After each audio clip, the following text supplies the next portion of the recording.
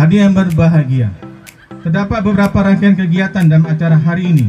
Di antaranya kegiatan jalan santai, goes, senam sehat, bakti sosial, donor darah, cek kesehatan gratis, serta kuliner dari UMKM.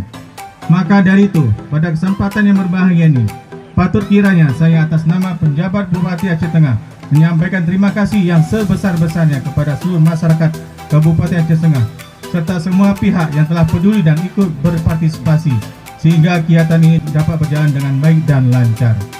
Akhirnya dengan mengucapkan Bismillahirrahmanirrahim, pada hari ini, Minggu, tanggal 18 Februari tahun 2024, rangkaian HUT ke-447 Kota Takengon tahun 2024 dalam kegiatan jalan santai, goes, senam sehat, bakti sosial, donor darah, cek kesehatan gratis, serta bazar UMKM secara resmi saya nyatakan dimulai.